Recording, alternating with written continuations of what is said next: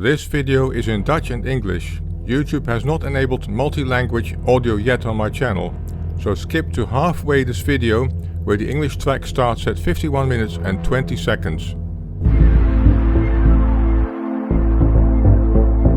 Deze film wijkt sterk af van mijn eerdere werk op YouTube, dat is gericht op het restaureren en inkleuren van historisch filmmateriaal voorzien van documentaires. Echter als ICT'er en iemand die frequent bezig is met het experimenteren met AI en die de ontwikkelingen op AI-gebied nauwlettend volgt, vind ik het belangrijk om te waarschuwen voor deze ontwikkelingen met AI die steeds meer in een stroomversnelling komen. AUB niet mopperen, maar sla gewoon deze video over als je geen interesse in AI hebt. Dit betoog wordt luchtig en soms ludiek ondersteund door AI-gegenereerde videobeelden. Het is geen politieke uiteenzetting, maar een waarschuwing voor links tot rechts. Degenen die weinig tot niets weten van de ontwikkelingen op AI-gebied hebben waarschijnlijk de laatste jaren op een onbewoond eiland geleefd. Enkele jaren geleden was een bedrijf als OpenAI nog een onbeduidende start-up. Echter het laatste jaar is vrijwel iedereen in actieve dan wel in passieve zin geconfronteerd met de opkomst van hun ChatGPT-AI. Inmiddels is ChatGPT lang niet de enige speler op het AI-veld. Amerikaanse bedrijven zoals Facebook met Meta-AI, Tesla met Grok AI, Google met Gemini AI, Microsoft met Copilot en Anthropic met Cloud AI zijn in een zwaar technologisch, financieel en commercieel gevecht verwikkeld om de grootste AI-speler te worden. Wereldwijd begeeft zich deze strijd op een niveau hoger. Amerika wedijvert met China om de gunsten van AI-gebruikers. De wereld was geschokt toen bijna een jaar geleden DeepSeek door China werd uitgebracht, die voor een fractie van de ontwikkelingskosten hetzelfde had bereikt als de grootste Amerikaanse spelers. Misschien wist u het niet, maar er is al een wereldwijde AI-technologie-race en technologieoorlog gaande. Zoals wel vaker voorkomt, zitten spelers in Europa op AI-gebied nog te slapen of de kat uit de boom te kijken. Schoorvoetend komen kleinere AI-projecten van de grond, zoals Mistral AI in Frankrijk en het weinig bekende GPT-NL in Nederland. Wie denkt dat de invloed van AI op onze maatschappij beperkt zal blijven tot kortweg kantoorbanen, oftewel white-collar jobs, vergist zich. Weliswaar zal AI initieel minder vaak kunnen worden ingezet op werkzaamheden die fysieke inspanning vergen, echter op iets lange termijn zullen ook de handenarbeidbanen, oftewel de blue-collar jobs, het moeten gaan ontgelden. Immers gaan de ontwikkelingen op AI en robotica gebied hand in hand en is er sprake van een symbiose, waarbij beide elkaar als het ware 1 + 1 = 3 versterken. Zonder AI zijn robots domme krachten die handmatig voorgeprogrammeerd moeten worden om specialistische taken uit te voeren. Omgekeerd zijn AI's beperkt tot een computeromgeving, tenzij fysieke apparatuur eraan wordt gekoppeld die constructieopdrachten en fysieke werkzaamheden kan uitvoeren. Met de komst van AI kunnen robots die iets geleerd hebben hun kunde en kunstjes onmiddellijk, dat wil zeggen binnen een paar seconden, wereldwijd uitdragen aan soortgelijke exemplaren. Onder andere Tesla heeft deze technieken al in de Optimus 3 robots ingebouwd. Je moet er niet aan denken als een robot leert hoe zijn baas fysiek te lijf te gaan, te verwonden of erger nog om het leven te brengen, bijvoorbeeld in opdracht van een hacker. Moeten we straks onze huisrobots 's nachts opsluiten in kluizen waar niet uit te ontsnappen valt? Vroeger, voor de jaren 60, was Nederland een overwegend agrarisch land. Landbouw vormde een belangrijk aandeel van onze welvaart.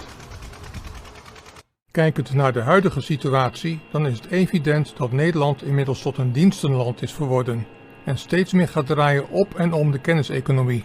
Inclusief onze alsmaar uitdijende overheid, onderwijs, de zorg, vervoer en opslag, etc. omvat de dienstensector maar liefst ca. 75% van ons bruto nationale product, BNP. Industrie vormt nog maar zo'n 10% van onze activiteiten, de bouw ca. 6% en landbouw ca. 3%. In Midden-, Oost- en Zuid-Europa is de agrarische sector beduidend groter. Onze maakindustrie is de laatste decennia aanmerkelijk gekrompen. We bouwen nauwelijks meer auto's of andere voertuigen. Geen vliegtuigen, hebben vrijwel geen defensieindustrie, de schoenindustrie in de peel ligt op zijn gat en de productie van vrijwel alle elektronica, confectie en andere artikelen is naar Azië en India verhuisd. Haags beleid maakt het voor bedrijven ook steeds minder aantrekkelijk om in Nederland te blijven. In vergelijking met de ons omringende landen zijn we beduidend eenzijdiger geworden. De takken van sport waar onze economie voor het grootste deel op draait, maakt ons kwetsbaarder dan de meeste buurlanden. De ontwikkelingen op AI-gebied kunnen en zullen dan ook naar verwachting een zeer grote impact gaan hebben op hoe wij leven en waar wij ons geld vandaan halen. Ik ben bang dat onze welvaart onder grote druk komt te staan. Het is verbazingwekkend dat velen zonder na te denken al hun persoonlijke gegevens met AI's delen. Die zorg geldt des te meer voor bedrijven wat betreft hun kwetsbare bedrijfsgegevens. Blijkbaar is men de Amerikaanse Patriot Act en de NSA vergeten, die toegang hebben tot al deze data.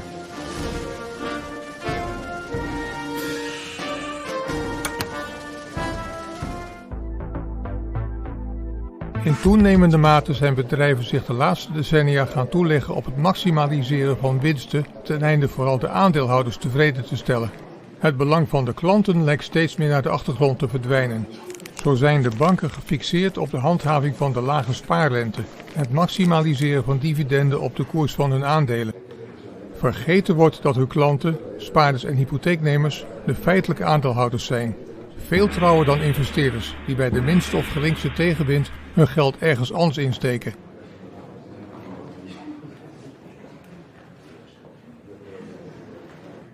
Een ander voorbeeld is Google YouTube, waarbij het belang van de adverteerders steeds zwaarder weegt ten koste van het kijkplezier van YouTube-subscribers en het belang van de uploaders, zonder wie YouTube geen enkel bestaansrecht zou hebben. En deze week met altijd scherpe aanbiedingen en een gratis boodschappenpakket bij Eda.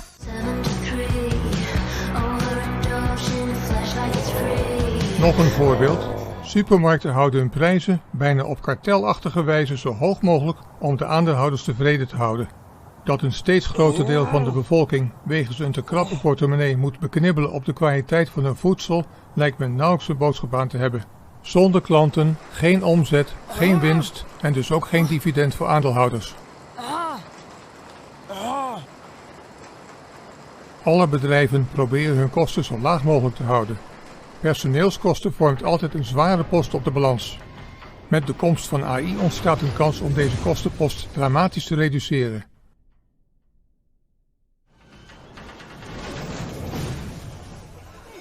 Zelfscannende kassen in winkels en supermarkten zijn al een reeds bestaand voorbeeld daarvan. Echter, AI geeft de mogelijkheid om als een olievlek over vrijwel alle sectoren een personeelsbesparingsgolf te doen uitvloeien. Enkele bedrijven, zoals familiebedrijven, zullen de boot nog even afhouden en hun personeel sparen. Maar onder druk van de meerderheid van grote bedrijven, die wegens concurrentiedruk nauwelijks scrupules kennen, kan en zal het uitdunnen van personeelsbestanden heel hard gaan. Nu volgt een uitgebreid aantal voorbeelden waar het AI-spook kan en zal toeslaan. AI is uitstekend geschikt om vrijwel alle administratieve banen op te slorpen. Data-invoerders, voorheen datatypistes, administrateurs en secretarieel werk zal geen mensenwerk meer zijn. Alle data wordt digitaal aangeleverd door systemen die elektronisch met elkaar communiceren en vervolgens verwerkt. Analyses en rapporten, gespekt met feiten, statistieken en inzichten, zullen binnen enkele seconden kunnen worden gerealiseerd, gepubliceerd en digitaal gedistribueerd. Wat gaat er in het AI-tijdperk overblijven van onze Nederlandse vergadercultuur en poldermodel? Het is voorspelbaar dat secretariële functies grotendeels overbodig zullen gaan worden. Indien tijdens een bestuursvergadering of een vergadering op lager niveau iedereen is voorzien van een microfoon, dan kan een AI-chatbot alles wat te bellen wordt gebracht registreren, analyseren en er een verslag van maken, zodat zodra de voorzittershamer is gevallen direct een exemplaar voor een ieder digitaal beschikbaar is. Wat te denken van vertalers en internationale vergaderingen waar nu nog tolken bij aanwezig zijn? De functie van vertaler, ondertitelaar en tolk kan nagenoeg probleemloos worden vervangen door een meertalige AI-chatbot. Zal het op langere termijn nog nodig zijn dat een bestuursvergadering wordt bijgewoond door een CEO, CFO, CTO, COO, etc.? Of kan de CEO in samenspraak met een AI, die over alle bedrijfsgerelateerde data beschikt, de beleidsbeslissingen nemen? Immers kan de AI alle te bewandelen wegen verkennen en, mits goed getraind, een geoptimaliseerde visie, missie en bedrijfsstrategie formuleren. Ook in de Tweede Kamer zal AI doordringen. De duurbetaalde griffier kan met zijn dienstauto naar huis worden gestuurd, want de AI-server in de kelder kan en zal à la minuut de besluitenlijst en verslagen digitaal kunnen produceren en aan een ieder elektronisch verspreiden. Vakbonden zullen kunnen leunen op hun eigen specialistische AI en direct communiceren en wellicht zelfs onderhandelen met de leidende AI van het bedrijf zelf. In hoeverre daar nog een mens bij aan te pas zal en moet komen is maar de vraag. Als deze AI's de belangen van de menselijke en robotwerknemers alsmede het bedrijf zelf goed kennen, zullen zij zelf met gerichte oplossingen kunnen komen. Kijkend naar de ICT-sector lijkt de manier waarop wij thans het internet gebruiken ten dode opgeschreven. Niet alleen zal AI website- en webshopbouwers grotendeels overbodig maken, doordat met simpele prompts de AI zelfstandig zulks kan doen, maar ook zal ons zoekgedrag op PC's en mobiele toestellen drastisch veranderen. Internetbrowsers zullen totaal anders gaan functioneren. Nu al geeft Google bij 80% van gestelde vragen bondige AI-geformuleerde antwoorden, met prima samenvattingen en puntsgewijze onderbouwing. Doorzoeken en diep spitten op het web wordt steeds meer overbodig, waardoor ook het bouwen van informatieve websites nauwelijks meer nut zal hebben. Immers is de mens van nature lui en avers van lastige zoekhandelingen. Er verschijnen online steeds meer berichten dat AI het internet om zeep zal helpen. De oorzaak fake AI-gegenereerde content, zoals met name fake news. Mensen kunnen dan geen onderscheid meer maken tussen AI-gegenereerde slop, in het Nederlands vertaald bagger. Nu al merk ik op mijn YouTube-kanaal dat bijna 10% van mijn kijkers bona fide AI-gerestaureerde en ingekleurde zwart-wit historisch materiaal onterecht aanmerken als AI-fake. Fysieke winkels zullen steeds meer uit het straatbeeld verdwijnen. Zeker de winkels wiens producten niet persoonlijk hoeven te worden bekeken. Deze trend is nu al gaande. Kleding, schoenen en meubelwinkels hebben nog enige kans om in het AI-tijdperk een rol te blijven spelen.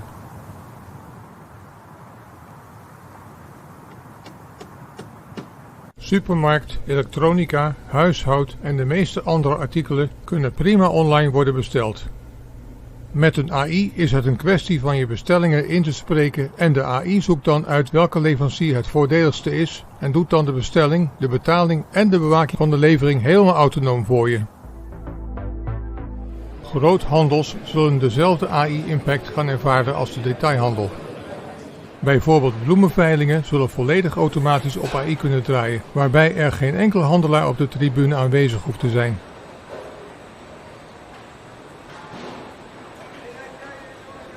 Ook het vervoer en opslag van goederen en personen mag worden gerekend tot de categorie dienstverlening.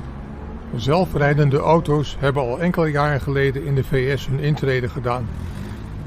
In San Francisco is Waymo actief met een grote vloot van zelfrijdende taxis. Het zal niet lang meer duren voordat de techniek van zelfrijdende voertuigen en wellicht ook zelfvarende vaartuigen Europa en ons land bereikt.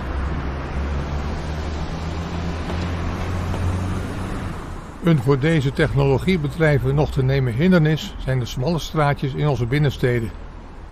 Echter, het is een utopie om te verwachten dat deze beker aan ons voorbij zal gaan. Zelfrijdende taxis zullen de norm gaan worden. Bestel- en bezorgbusjes zullen deze trend ook snel gaan volgen. Niet alleen Tesla, maar ook wereldwijd zijn bedrijven inmiddels bezig met zelfrijdende trucks. Kortom, het werk van beroepschauffeur staat op de tocht. Robot- en drone-techniek zal ook steeds verder doordringen in de automatische bezorging van pakketten en pakketjes. Dus ook het beroep van pakket- en andere artikelbezorgers, zoals maaltijden, is in gevaar. De opslag en het logistieke management van goederen maakt nu al een kentering door. Magazijnen van bedrijven als Amazon.com en Bol zijn inmiddels al voor een groot deel geautomatiseerd en bestuurd met AI.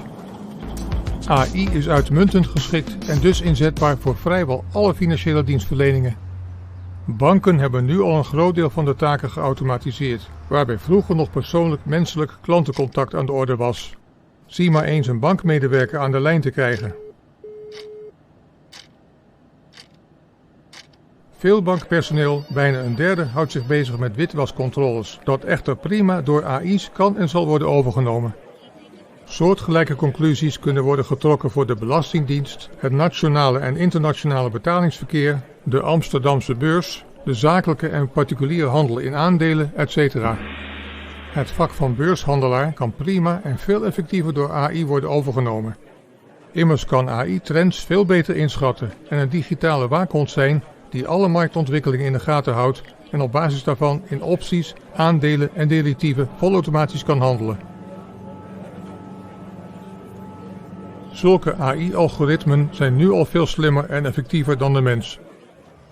Bij de Belastingdienst kan AI onmiddellijk nieuwe wetten vertalen naar algoritmen die worden losgelaten op de periodieke btw-opgaven en jaaropgaven van bedrijven en privépersonen. Het is een prachtige gelegenheid om de verouderde systemen bij de Belastingdienst te vervangen.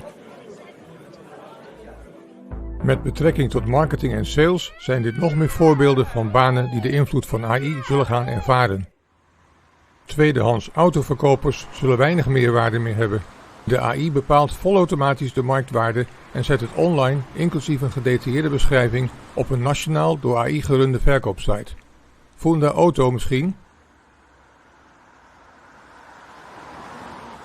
Iets soortgelijks geldt voor het beroep van makelaar. Funda heeft de potentie om niet alleen een platform te zijn om huizen te koop aan te bieden, maar ook om de volledige verkooptransactie, inclusief robotbegeleide bezichtigingen, biedingen en notariële vastleggingen met AI uit te voeren. De marketingsector is een goed voorbeeld van waar AI op alle terreinen kan en zal toeslaan. Immers draait deze sector op het produceren van tekst, audio en video, iets waar AI nu al heel goed in is. Reclamevideo's maken wordt met AI een fluitje van een cent. De hele reclamevideo, inclusief virtuele acteurs, muziek en dialoog, kan met AI worden gegenereerd. Bye bye Frank Lammers. En vervolgens ook met AI worden geanalyseerd hoe de reclamecampagne aanslaat.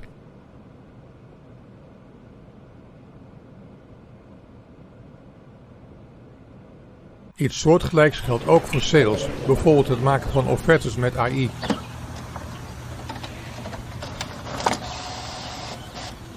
De techniek- en wetenschapssector.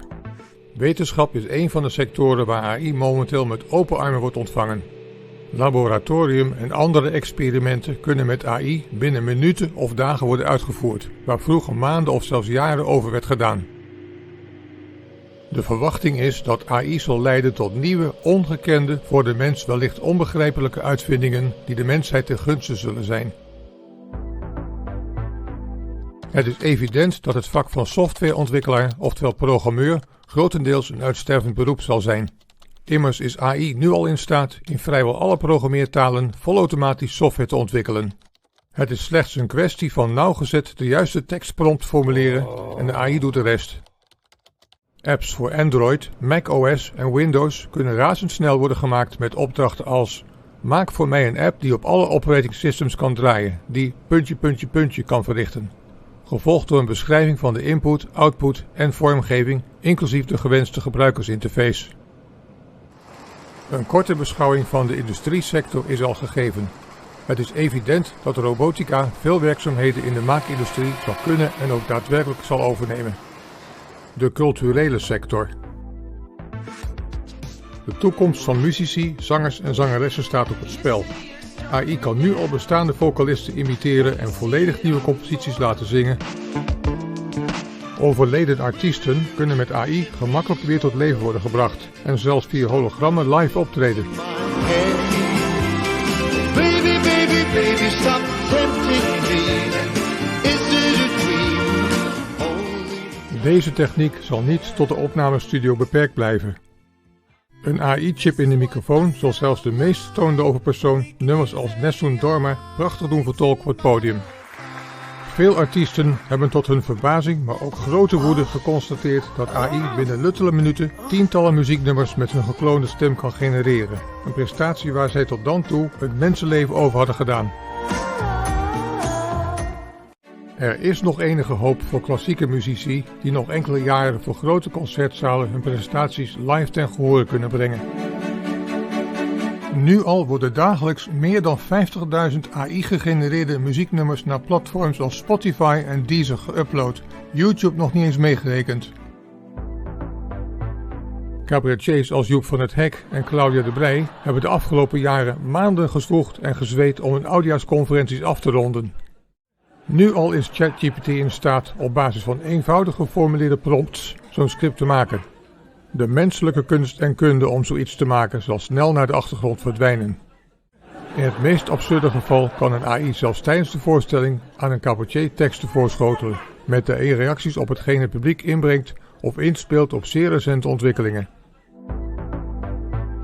Toneelvoorstellingen, gespeeld door echte acteurs, zullen de AI-dans nog wel even kunnen ontspringen. Vooral doordat mensen zich terug in de tijd kunnen wanen toen AI nog niet vrijwel alles in de creatieve wereld had opgestokt. Echter, scripts voor nieuwe toneelstukken kunnen met groot gemak door AI worden gegenereerd. Alles wat na circa 2024 is geproduceerd zal verdacht zijn of het wel of niet AI is gegenereerd. Kunst. AI is nu al in staat de prachtigste kunstwerken digitaal te produceren. Zelf een mooi schilderij maken zal nog steeds mogelijk blijven, maar of daar nog geld mee te verdienen valt is zeer de vraag. Steeds vaker zal men gaan zeggen, oh wat een mooi schilderij, maar welke AI heb jij gebruikt om dit te maken? Dit soort opmerkingen zullen op een veel breder front schering en inslag worden. Menselijke creativiteit zal in verval raken en respect voor het werk van kunstenaars loopt gevaar om te gaan vervagen. De vele online AI text-to-video en image-to-video diensten als Kling, VO3, Runway, Pixverse en Hailuo AI tonen aan wat er nu al mogelijk is op gebied van AI-gegenereerde video. Niet voor niets is Hollywood al een jaar geleden in opstand gekomen doordat veel banen al in deze sector op de tocht staan. Filmscripts kunnen al prima door AI van A tot Z worden geschreven en het zal niet lang meer duren alvorens documentaires, tv-programma's, reclames en complete speelfilms met AI-gegenereerde beelden, zelfs met avatars van de echte acteurs, kunnen worden geproduceerd.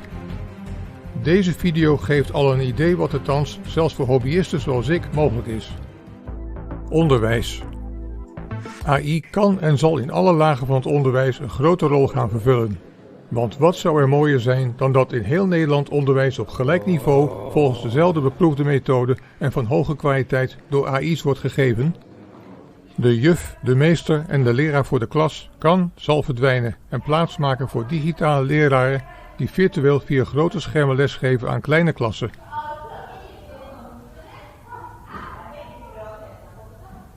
Achterblijvers kunnen met speciaal op hen gerichte AI-lessen extra aandacht krijgen.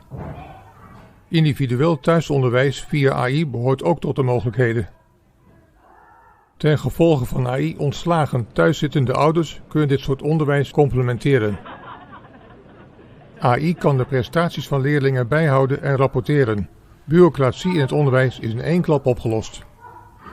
Deze AI-benadering is niet alleen geschikt voor het basisonderwijs, maar ook voor hogere scholen en universiteiten.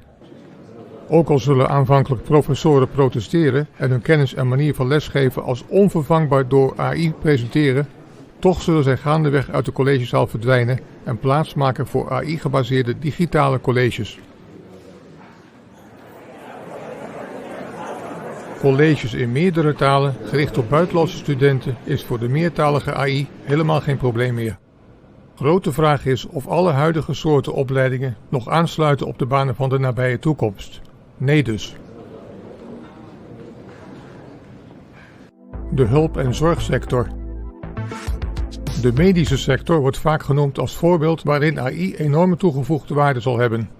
De verwachting is dat AI nieuwe, effectievere medicijnen zal kunnen ontwikkelen en veel beter dan doktoren in staat zal zijn om diagnoses te stellen.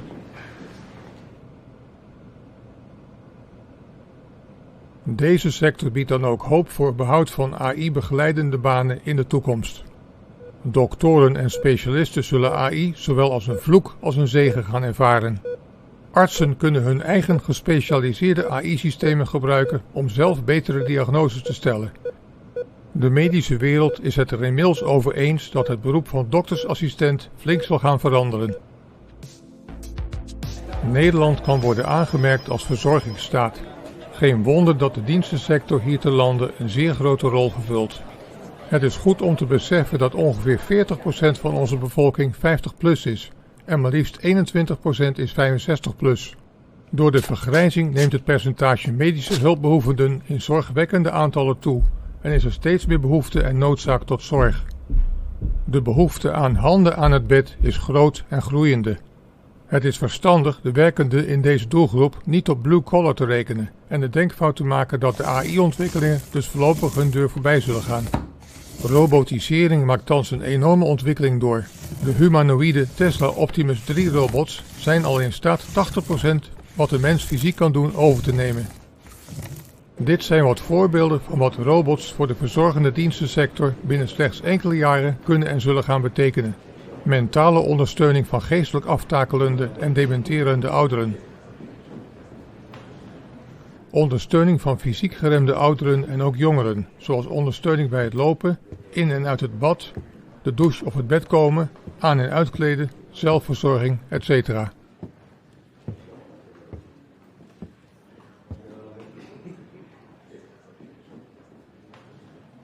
Veel werk uit menselijke handen nemen, zoals medicijnen dagelijks uitdelen.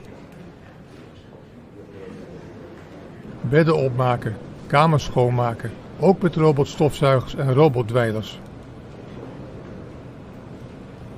Patiënten uit en in bed takelen. Door de regeldruk moeten blue-collar-werkers zeer veel van hun handelingen op papier registreren, vaak om onduidelijke redenen en nog vaker met grote twijfels over het nut daarvan.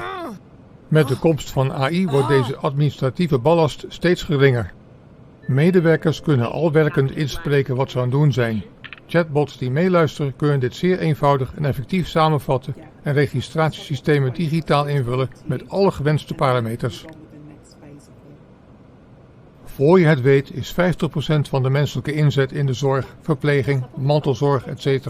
onnodig en overbodig geworden, want veel taken zijn dan door robots en AI overgenomen. Dit kan binnen een tijdsbestek van slechts 3 tot 5 jaar gebeuren. Menselijke robots gaan binnen enkele jaren minder dan €20.000 kosten, dus de terugverdientijd is korter dan een jaar. Robots worden niet ziek, protesteren niet, staken niet, gaan niet langdurig naar de wc, roken niet stiekem een sigaretje en lopen niet de kantjes ervan af, etc. Zodra de techniek volwassen is, zal de keuze tussen inzet van een mens versus een robot voor vrijwel elke werkgever uit kostenoogpunt evident zijn.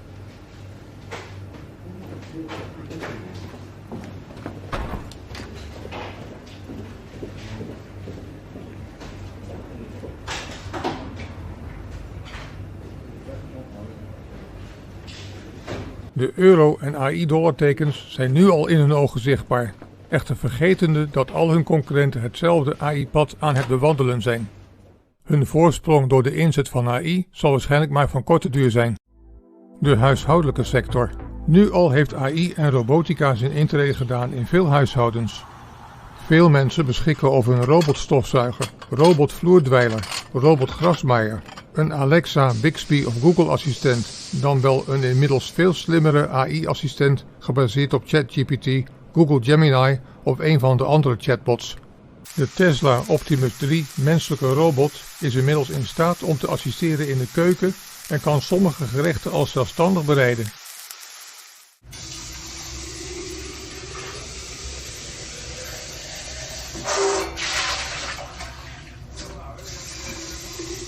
Dit betreft ook het te droge ophangen van wasgoed en zelfs wasgoed strijken en opbergen.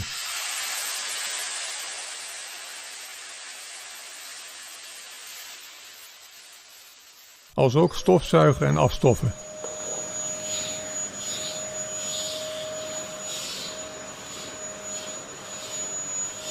De vloer dweilen of aanvegen is ook een inmiddels aangeleerd kunstje. Als één Tesla-robot iets heeft aangeleerd, kunnen alle overige Tesla-robots in de wereld dit kunstje ook binnen enkele minuten. Ook op de kinderen passen, de vuilnis buiten zetten en ramen lappen zijn zaken die een thuisrobot probleemloos zal kunnen doen. Dit betekent dat in huishoudens er veel meer tijd vrijkomt voor andere, leukere dingen dan wel activiteiten die meer geld in het laadje kunnen brengen. Schoonmakers, au pairs en zelfs mantelzorgers zullen niet meer hoeven te komen en raken dus massaal hun banen kwijt.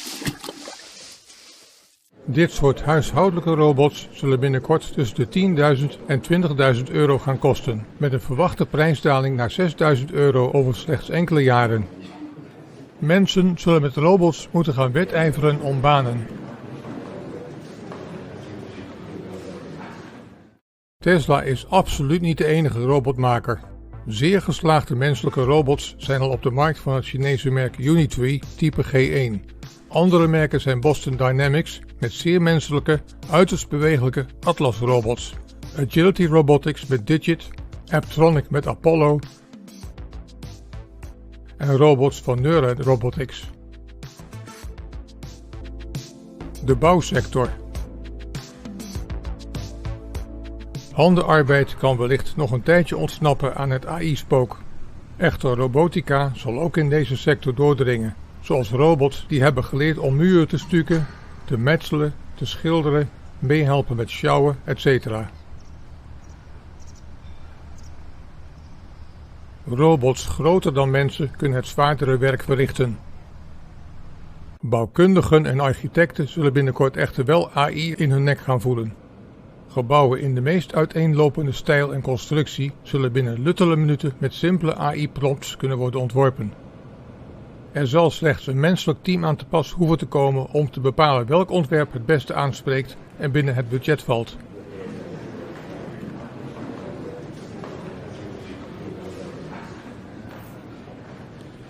Doordat AI naar verwachting banen gaat kosten, zal het aantal beschikbare personen die in de bouw kunnen, willen of noodgedwongen moeten gaan werken beduidend toenemen, waardoor er veel sneller woningen kunnen worden bijgebouwd.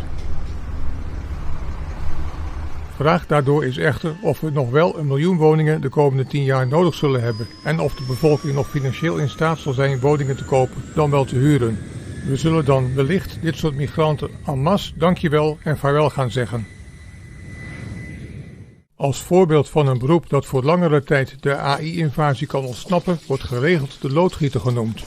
Mensen die dreigende AI-donderwolken boven zich ervaren, wordt stevast aangeraden om zich om te laten scholen tot loodgieter. Ook al is er thans een tekort aan loodgieters, dan moet men toch de vraag stellen hoeveel loodgieters de maatschappij nodig heeft. Het is ook een misvatting om te veronderstellen dat beroepen als loodgieter, elektricien, cv-monteur, etc. toekomstveilig zijn en blijven. De robotisering ontwikkelt zich thans in een razendsnel tempo, zodat binnen niet al te lange tijd humanoïde robots in staat zullen zijn om dit soort vakken ten dele of zelfs volledig te vervullen. Dit geldt evenzeer voor vele andere hands-on beroepen.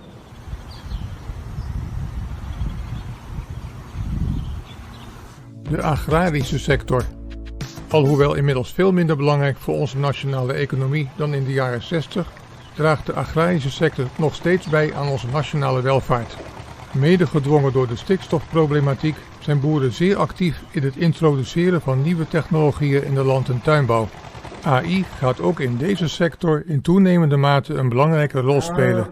Ultramoderne koeien, varkens en pluimveestallen die gerobotiseerd worden gerund, alsmede AI in combinatie met GPS, gemanagede optimalisatie van landbouwgrond.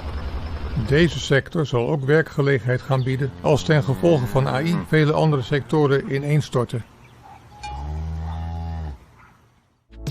Diversen. Nog lang niet alles is aan de orde geweest. Zoals rechtspraak met AI, digitaal getoetst aan de wet,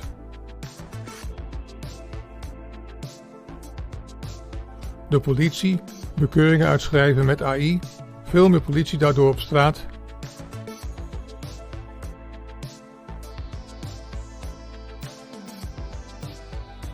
etc. U kunt vast in de comments nog veel meer voorbeelden geven. Wat doet de politiek? Er mag worden gesteld dat de AI-problematiek nog een ver van mijn bedshow is voor Politiek Den Haag. Zoals altijd wordt naar de voorhanden liggende en al te vaak benutte gereedschapskist gevuld met regeltjes gegrepen om ongewenste ontwikkelingen de kop in te drukken.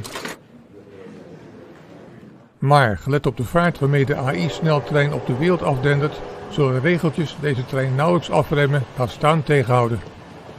Politici hebben zo te zien geen idee hoe die trein eruit ziet, hoe hard die rijdt, welke wagonmasters eraan komen en nog belangrijker, wie of wat er in die trein zit.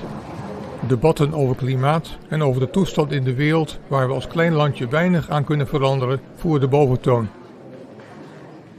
Wellicht zijn sommige politici wel een beetje geïnformeerd over AI, maar men lijkt geneigd struisvogelpolitiek te bedrijven door het hoofd in het zand te steken in de trant van het zal mijn 4 jaar op het plus wel uitduren. Zeer zorgwekkend is dat kijkend naar de programma's van alle partijen ter voorbereiding van de komende verkiezingen geen enkele partij zich thans om de AI-problematiek druk lijkt te maken. Dit is op zijn zachtst gezegd opmerkelijk, maar feitelijk zeer zorgwekkend gedrag. Te meer als wordt beseft dat experts op AI-gebied voorspellen dat de AI-bom rond 2027 gaat barsten. Dat wil zeggen midden in de komende regeerperiode van hopelijk 4 jaar. Ook al is in de troonrede AI even genoemd, toch zal pas wellicht over 2 jaar het muntje beginnen te vallen in Den Haag. Leven de koning. Het is dan al veel te laat. Banen verdwijnen tegen die tijd in rap tempo en de politiek zal worden wakker geschud met protesten op het Binnenhof met het doel om de politiek te bewegen voor AI-veilige banen te zorgen. Wellicht zullen protesten tot in de Tweede Kamervergaderingen vanaf de publieke tribune of in de zaal zelf doordringen. Politici doen er verstandig aan alvast een AI-commissie op te richten waarin de inzichten van experts op AI-gebied nadrukkelijk voor het voetlicht komen. Er zal studie en discussie moeten worden gevoerd waarbij aan de orde komt welke impact AI naar verwachting op ons land kan en zal hebben. Vraagstukken zijn of er nog wel een noodzaak bestaat om in 10 jaar tijd 1 miljoen huizen te bouwen als we binnenkort vrijwel geen enkele white-collar kennismigrant nog blue-collar arbeidsmigrant nodig hebben en of er nog genoeg geld is voor asielopvang versus de belangen van de eigen bevolking. De vraag is ook hoe de overheid tijdens de te verwachte AI-crisis moet gaan functioneren op basis van een heldere strategie en visie, in plaats van de door Rutte nutteloos geachte visieolifant die zijns inziens steeds door de porseleinkast heen waait, te negeren. Wat zeggen de experts? Het is zeer zorgwekkend om te constateren dat professionals die al jaren op hoog niveau actief zijn met AI in grote getalen thans met hun handen in het haar zitten en vrezen voor de toekomst van de mensheid. Hier en daar zijn er nog zogenaamde experts die de gevolgen van AI bagatelliseren. Zij maken bijvoorbeeld vergelijkingen met de jaren 20 van de vorige eeuw toen de automobiel het werkpaard overbodig maakte. Dat bleek uiteindelijk niet erg, behalve als je een paard was.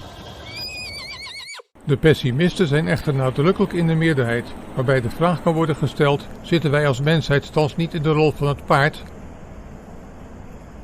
De goeroe op AI-gebied, ook wel de Godfather of AI genoemd, professor en Nobelprijswinnaar Geoffrey Hinton, een voormalige Google-baas, waarschuwt al een paar jaar voor de gevaren van AI.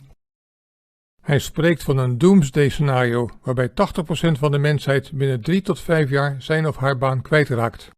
And I think for mundane intellectual labor, AI is just going to replace everybody.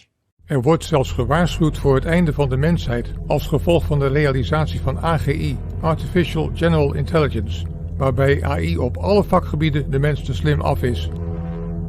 Er wordt ook gewaarschuwd voor het ontstaan rond 2030 van ASI, Artificial Superintelligence, waarbij de intellectuele afstand tussen de mens en AI wordt vergeleken met die van de mens versus een mier. De mening van Hinton wordt door veel experts gedeeld, zoals bijvoorbeeld Dario Amodei, de CEO van Anthropic, die de bekende Cloud AI op de markt zet. Ook Sam Altman, de CEO van OpenAI, ChatGPT's moederbedrijf, geeft geregeld gedempte waarschuwingen, maar lijkt de noodzaak tot meer AI-security te negeren. De Russische, in Amerika werkende professor Dr. Roman Jampolsky is nog pessimistischer door te claimen dat niemand op termijn zou kunnen ontsnappen aan AI.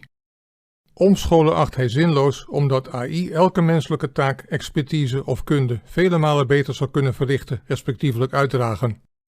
Voormalig Google-CEO Eric Schmidt roept nu al "We lost" en verwacht dat de AI-bom al in 2026 zal barsten.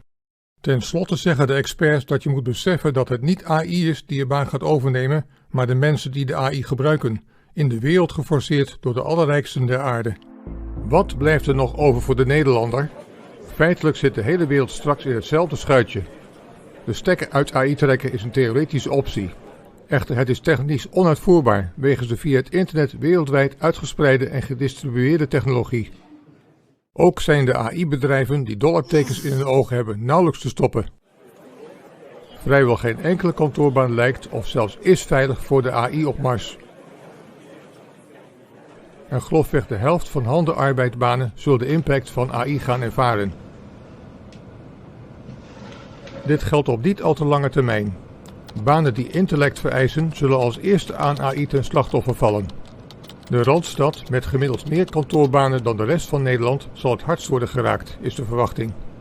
De regelgeving, vooral op AI-security gebied, kan het drama wellicht nog even afwenden. Echter, het is allesbehalve uitgesloten dat een groot deel van Nederland uiteindelijk zal worden geconfronteerd met massa-ontslag. Herscholing kan nog even soelaas bieden. Maar het is uiterst twijfelachtig of wat resteert aan werkgelegenheid voor iedereen banen kan opleveren. Want hoeveel AI-prompt engineers, loodgieters, AI-experts, etc. hebben we straks nog nodig?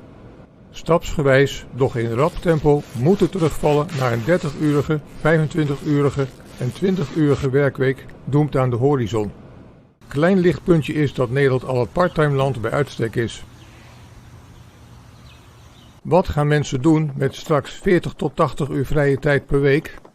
Met z'n allen naar de golfbaan, naar het strand, alsmaar op vakantie, hele dagen chillen, loungen of blowen, naar niet AI-gegenereerde muziek luisteren of dagelijks minstens 5 speelfilms bekijken.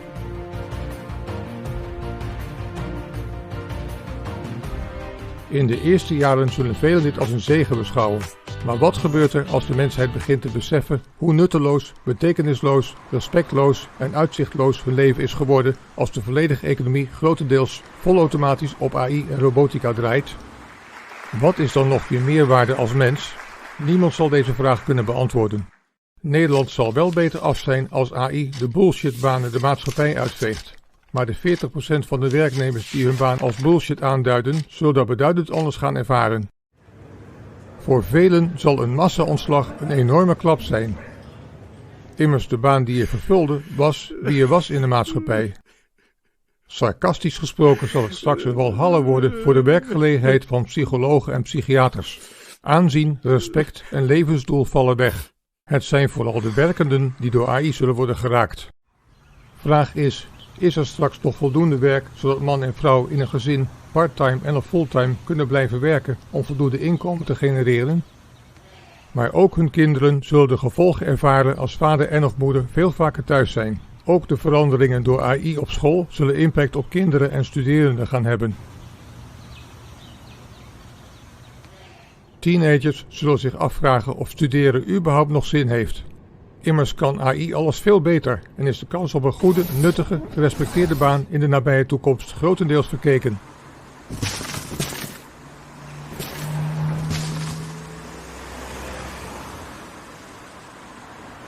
Een scriptie schrijven heeft in het AI-tijdperk geen enkele zin meer, tenzij het zonder digitale middelen onder toezicht wordt geschreven. Het gevolg kan apathie zijn, want men zal gaan denken, ik kan straks toch niets meer bereiken. En heeft mijn leven nog wel zin?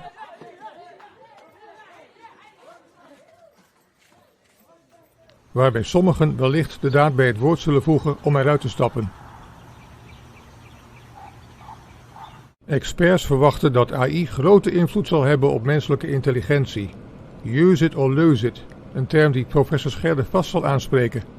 Als de hersens onvoldoende getriggerd worden, valt het terug in een status van onverschilligheid en luiheid. Noteer nu maar alvast verstupidificatie en verdomming als kanshebbers voor het vandale woord van het jaar anno 2028. De groep met de minste last van AI is wellicht de pensionado's, die toch al gewend zijn hun dag in te vullen zonder te hoeven werken. Positieve ontwikkeling is dat hun kinderen meer tijd zullen hebben om zo nodig voor hen als mantelzorger op te treden. Lichtpuntjes. Het is zeker niet allemaal doom en gloom wat AI betreft. De positieve betekenis van AI voor de medische wereld is al genoemd. Door de spanningen in de wereld is de defensieindustrie weer in opkomst. Bij de modernisering van het defensieapparaat zal AI een grote rol gaan vervullen. Te denken valt aan intelligence, landsverdediging en slimme aanvals- en verdedigingswapens.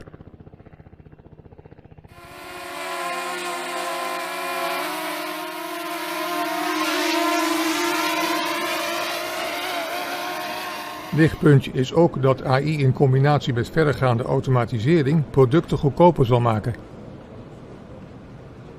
Gelukkig omarmen veel Nederlandse start-ups de AI-technologie. In Europees verband is Nederland op AI-gebied een voorloper. Veel van de nieuwe banen zullen erop gericht zijn om AI op de beste wijze en op de juiste terreinen in te zetten, de AI's op het juiste spoor te houden en ook de veiligheid van de inzet van AI op alle terreinen goed te bewaken. Mensen worden dus helaas tot voornamelijk de initiators, de aanstuurders en de waakhonden van de AI-systemen. Voor zolang dat zal duren, mag er misschien bij worden gezegd. Hoe raakt AI straks mijn portemonnee? In een land vol met rupsjes nooit genoeg, waar bijna alles steeds om geld draait, is dit een voorspelbare vraag. Experts verwachten dat de AI-ontwikkelingen gedurende 10 tot 15 jaar wereldwijd voor chaos en ellende zullen gaan zorgen. Als uiteindelijk een groot deel van de bevolking zijn of haar baan verliest en omscholing ook geen soelaas biedt, hoe komt men dan aan inkomen? Om toch maar het hotwoord te gebruiken, de aanstaande AI-crisis zal mijnziens mogelijkerwijs zich in 3 stadia ontplooien. De eerste fase is de bezuinigingsfase, waarbij iedereen nog zal trachten met minder geld rond te komen. Onnodige dingen gaan het eerste de deur uit, zoals kranten en tijdschriften, een tweede mobiele telefoonabonnement, de vaste telefoonlijn, bezoek aan de bioscoop en het theater, steeds minder vaak uit eten gaan, minder vaak of niet meer op vakantie gaan, geen aanschaf van dure games, apps en nieuwe telefoons, massaal gratis met de fiets in plaats van met het dure openbaar vervoer, B-merk eten aanschaffen, etc. Wat dit voor ellende betekent voor de getroffen sectoren hoeft niet te worden uitgelegd. In deze fase is er nog enige hoop dat het misschien toch nog goed kan komen, want vaak zit er nog een human in the loop die de AI nog enigszins in de tang en in toom houdt. De tweede fase is de paniekfase. Er zal naastig worden gezocht naar werk waar AI nog niet heeft toegeslagen en waar een mens nog enige toegevoegde waarde kan hebben ten opzichte van het AI-geweld. In de trant van alles is beter dan niets zullen onbeduidende en parttime functies met weinig werkuren moeten worden geaccepteerd.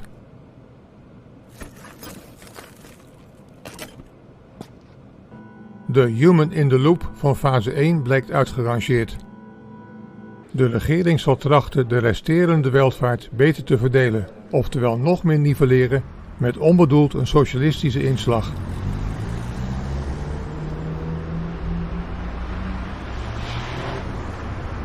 Zij die hun inkomen met AI weten te genereren, wellicht de happy few, zullen door middel van belastingen moeten bloeden om de zeer brede laag van werklozen of werkarmen te ondersteunen.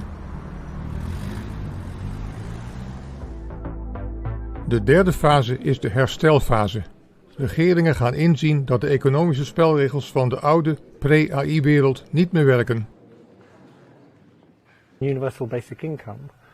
Momenteel geven experts al een mogelijke oplossing aan in de vorm van een UBI, een Universal Basic Income, oftewel een universeel basisinkomen.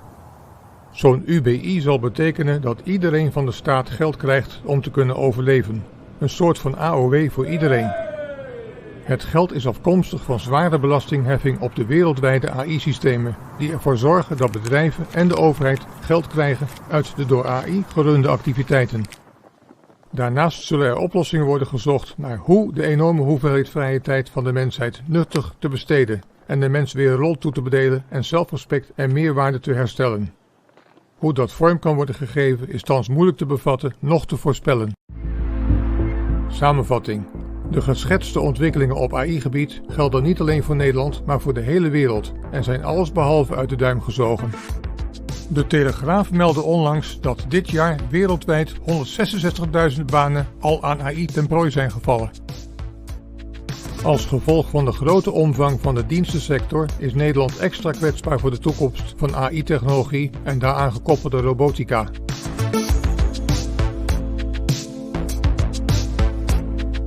Nederland zal naar mijn verwachting dan ook eerder en harder worden geraakt dan de meeste andere landen.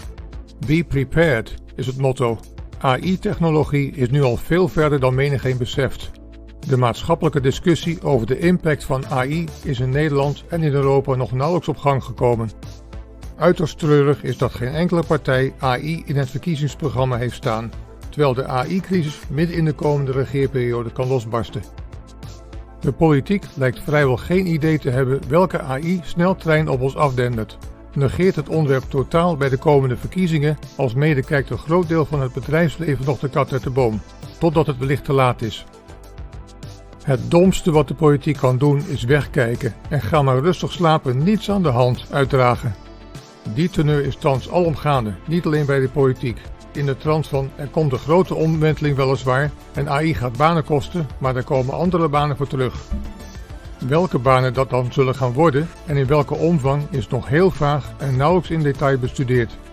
Internationale professionals met jarenlange ervaring in de AI-sector waarschuwen en voorspellen een totale instorting van de wereldwijde samenleving met 2027 als het beginjaar van een AI-crisis van ongekende omvang, met massawerkloosheid die 10 tot 15 jaar kan duren.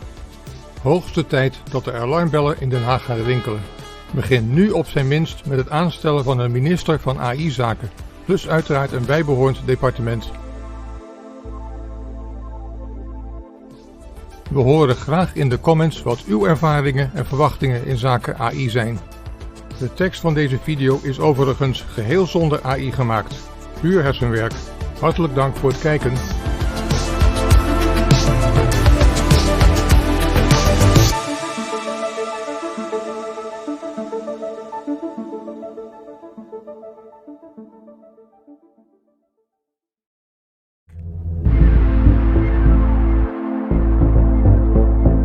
This film differs significantly from my previous work on YouTube, which focuses on restoring and colorizing historical film footage.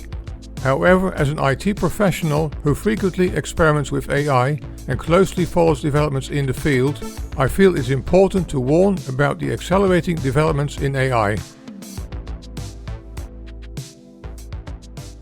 This topic is lightheartedly and sometimes playfully supported by AI-generated video footage. It is not a political statement, but a warning for both left and right.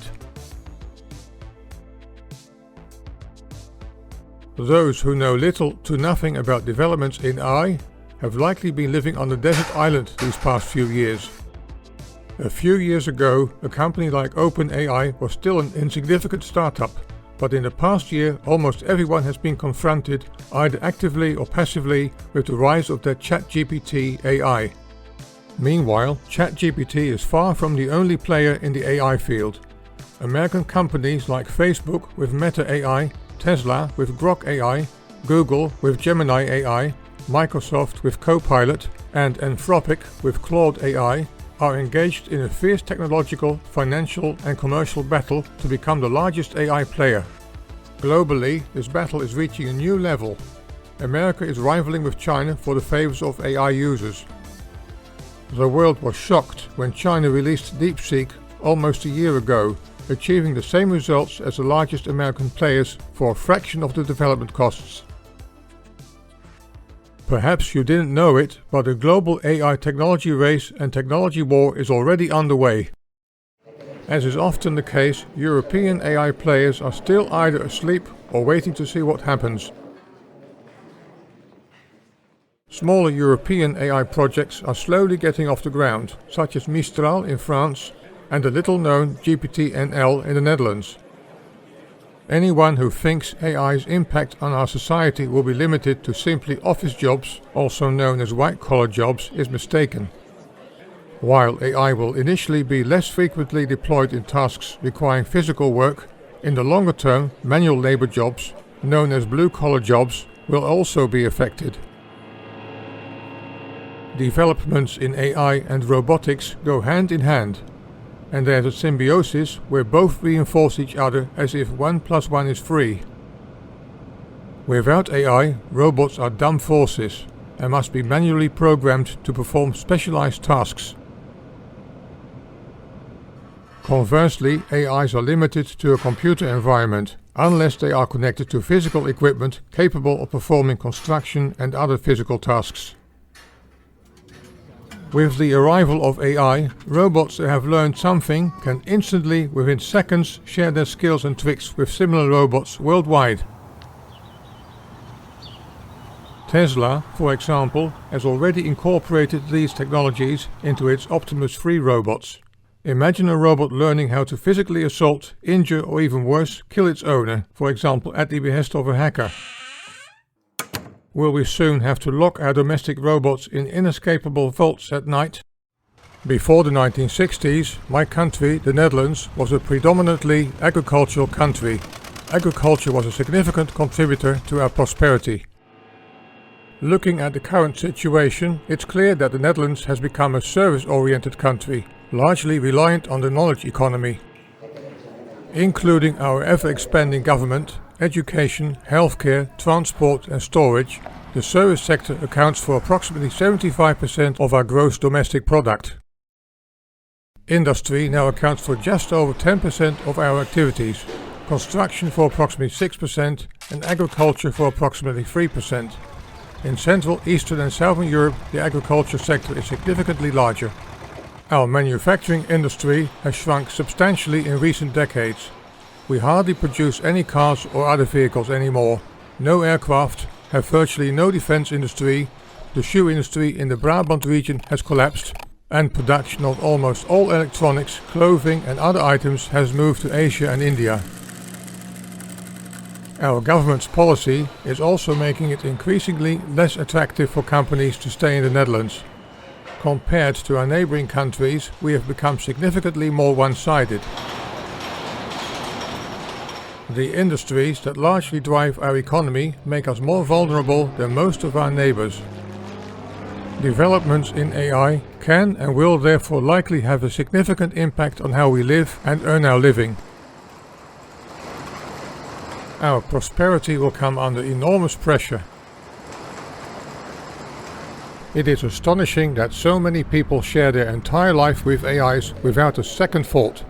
This concern is even more acute for companies regarding their vulnerable corporate data. Apparently, the US Patriot Act and the NSA, which have access to all this data, have been forgotten.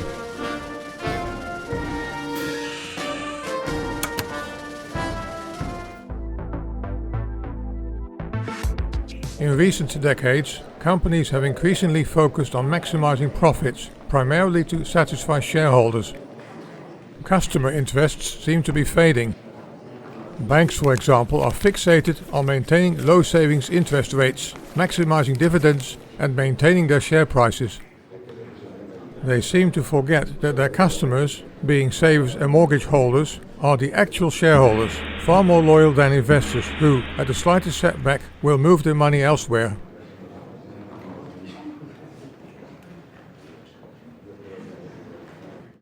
Another example is Google and YouTube, where the interests of advertisers increasingly outweigh the viewing pleasure of YouTube subscribers and the interests of the uploaders, without whom YouTube would have no right to exist.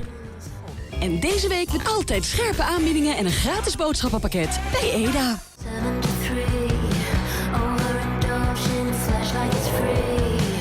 Supermarkets, almost like cartel traders, keep their prices as high as possible to keep shareholders happy. The fact that a growing segment of the population is forced to compromise on food quality due to tight budgets seems to be of little concern to them. Without customers, no business. To suit their shareholders, all companies try to keep their costs as low as possible. Personnel costs always represents a significant burden on the balance sheet. The emergence of AI presents an opportunity to dramatically reduce this expense.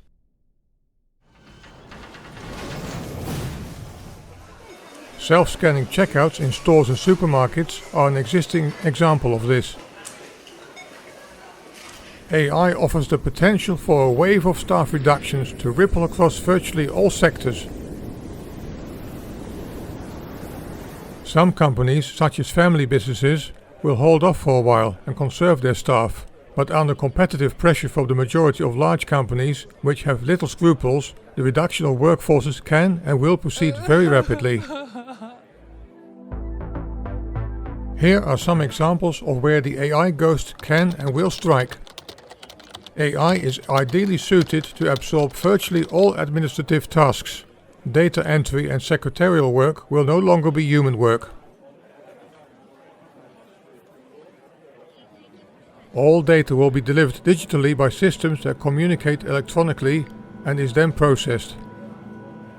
Analysis and reports, packed with facts, statistics and insights, can be created, published and digitally distributed within seconds.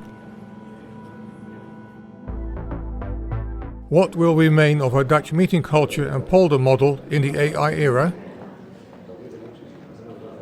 It's predictable that secretarial roles will become redundant.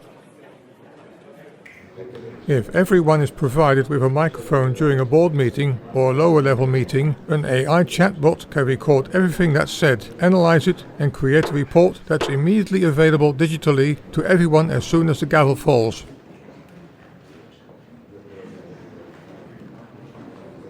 Consider translators and international meetings that currently require interpreters.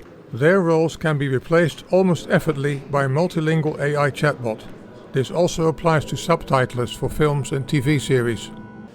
The question is, in the long run, will it still be necessary for a board meeting to be attended by a CEO, CFO, CTO, COO, etc., or can the CEO make policy decisions in consultation with an AI that has access to all the company-related data? After all, the AI can explore all possible avenues and, if properly trained, formulate an optimized vision, mission and corporate strategy. AI will also penetrate the parliaments. Highly paid clerks can be sent home because the server in the basement can and will be able to digitally produce the minutes of the meeting and reports on the spot and immediately distribute them electronically to everyone.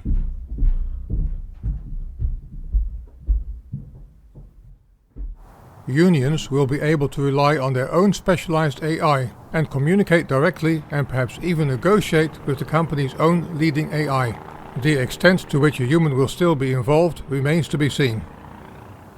If these AIs are well informed about the interests of both human and robot employees, as well as the company itself, an AI will be able to provide targeted solutions. The ICT sector, the way we currently use the internet, seems doomed.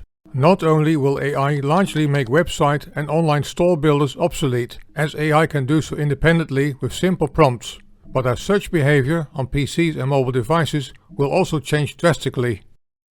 Web browsers will function completely differently. Google already provides concise AI-formulated answers with excellent summaries and bullet points for 80% of questions. Searching the web will become increasingly redundant, making the building of informative websites virtually pointless. After all, humans are naturally lazy and averse to complex search operations. There are increasing reports online that AI will destroy the internet. The cause? Fake AI-generated content, especially fake news. I'm already noticing on my channel that almost 10% of my viewers are labeling legitimate AI restored and colorized black and white historical material as AI fake. Furthermore, if you don't trust anything online anymore, what role do the social media then still have?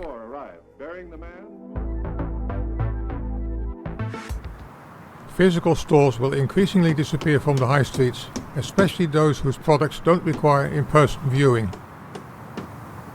Clothing, shoe and furniture stores still have some chance of remaining relevant in the AI era.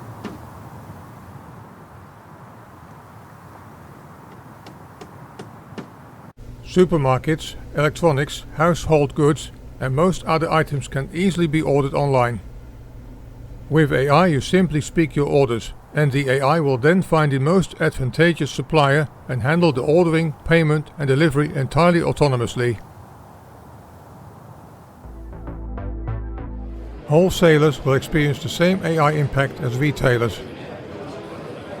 For example, flower auctions will be able to run fully automatically on AI, without any traders being physically present in the stands.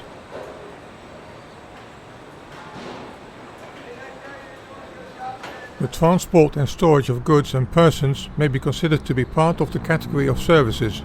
Self-driving cars made their debut in the US several years ago. Waymo operates a large fleet of self-driving taxis in San Francisco. It won't be long before self-driving vehicle technology and perhaps even self-driving vessels reaches Europe and the Netherlands.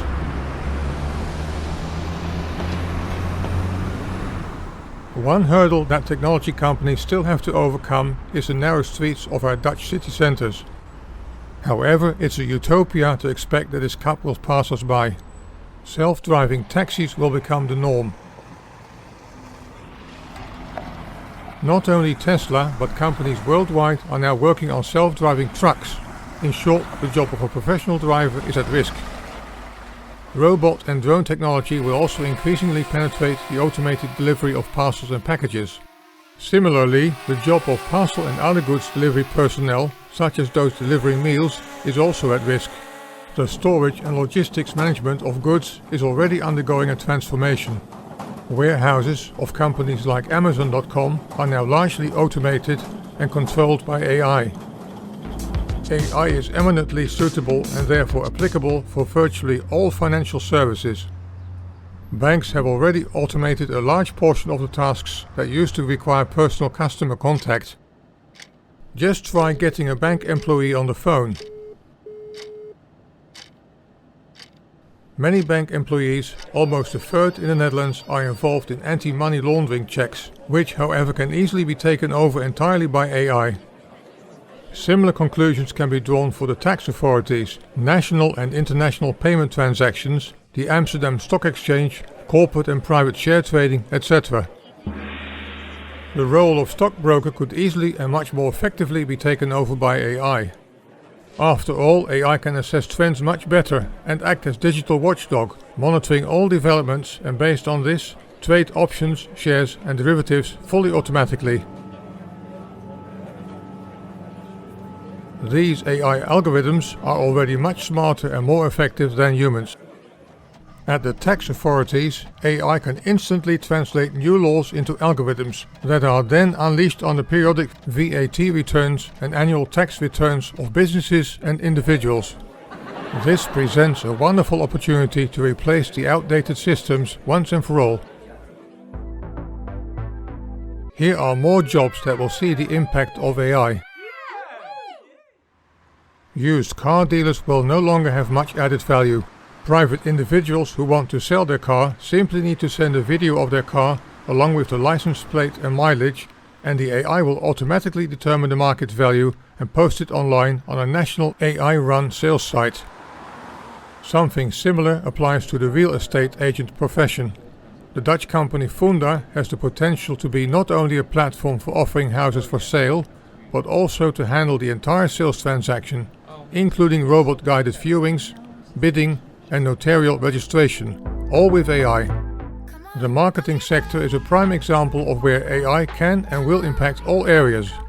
After all, this sector relies on the production of texts, audio and video, something AI is already very good at. Creating commercial videos becomes a breeze with AI. The entire video, including virtual actors, music and dialogue, can be generated with AI. And then the AI can also analyze how the advertising campaign is performing.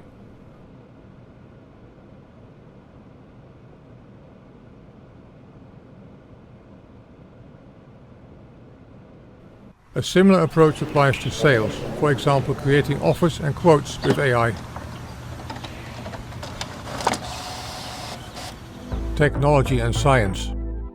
Science is one of the sectors where AI is currently being welcomed with open arms. Laboratory and other experiments can be performed in minutes or days that previously took months or even years. AI is expected to lead to new, unprecedented inventions, perhaps incomprehensible to humans, that will benefit humanity.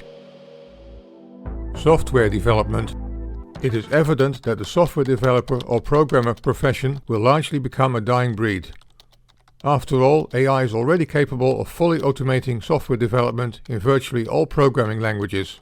It is simply a matter of meticulously formulating the correct text prompts, and the AI will do the rest. Apps for Android, Mac OS and Windows can be created very quickly using commands like "Create an app for me that can run on all operating systems that can perform ... followed by a description of the input, output and design, including the user interface. A brief overview of the industrial sector has already been provided. It is evident that robotics can and will take over many tasks in the manufacturing industry. The future of musicians and singers is at stake. AI can already imitate existing vocalists and make them sing entirely new compositions, as if they were recorded decades ago. Deceased artists can easily be brought back to life with AI, and even perform live via holograms. Baby, baby, baby, stop tempting me. Is it a dream? This AI technology won't be limited to recording studios. An AI chip in the microphone will allow even the most tone-deaf person to beautifully perform songs like Nessun Dorma on stage. Many artists have discovered, to their surprise and outrage, that AI can generate dozens of songs with their cloned voices in just minutes, an achievement that previously took them a lifetime. There is still some hope for classical musicians, who can continue to perform live in large concert halls for a few more years. At present, already about 50,000 AI-generated music is being uploaded daily to Spotify and Deze, not even counting YouTube. Over the last decades, comedians have spent months working hard to finalize their New Year's Eve conferences. ChatGPT is already capable of creating such a script based on simply formulated prompts.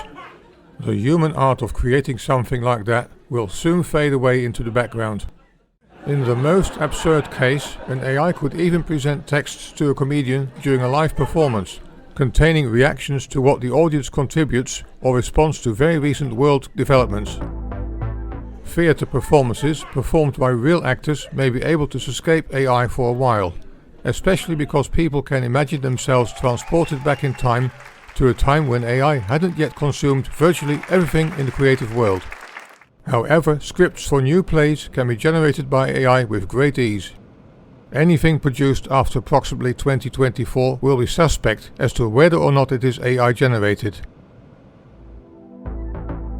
Art. AI is already capable of digitally producing the most beautiful works of art. Creating a beautiful painting yourself will still be possible, but whether it is still commercially profitable remains highly questionable.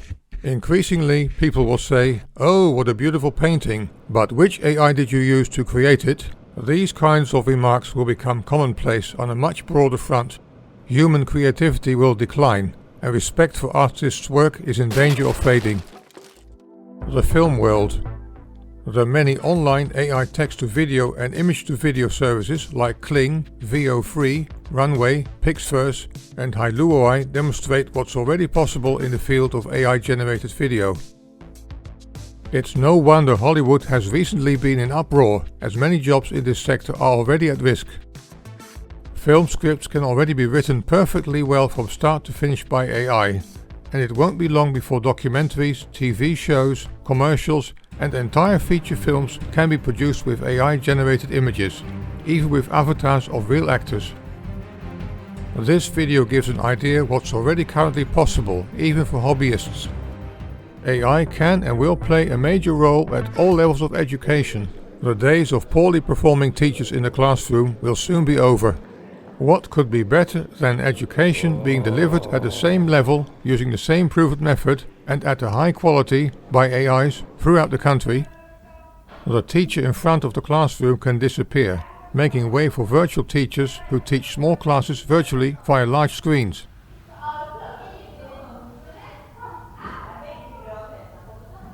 Those falling behind can receive extra attention with specially tailored AI lessons. Individual homeschooling using AI is also a possibility. Parents who are laid off due to AI can complement this type of education. AI can track and report student performance. Bureaucracy in education is solved in one fell swoop. This AI approach is not only suitable for primary education, but also for higher education institutions and universities. Even though professors will protest and present their knowledge and teaching methods as irreplaceable by AI, they will gradually disappear from the classroom, making way for AI-based digital lectures.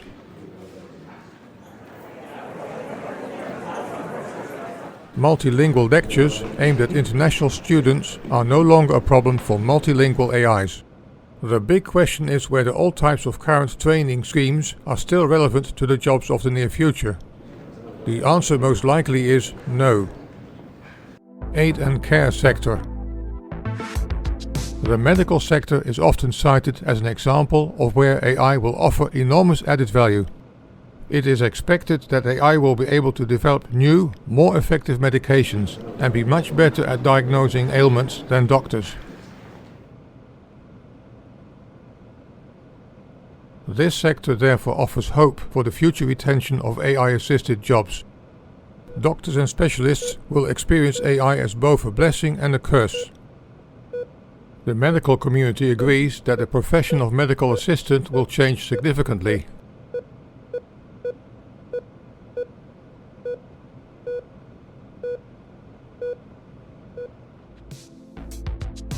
The Netherlands can be considered a welfare state. It's no wonder the service sector plays a significant role here.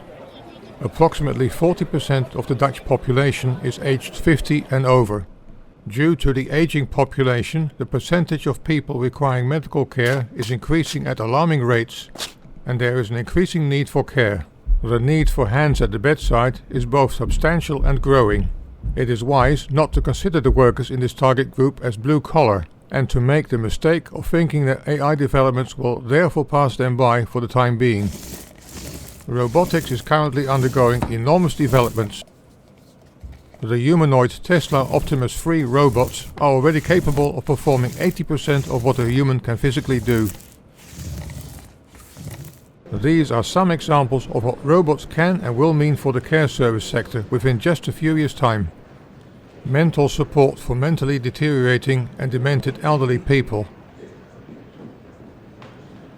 Support for physically challenged elderly and also young people, such as support with walking, getting out of the bath, shower or bed, dressing and undressing, self-care, etc.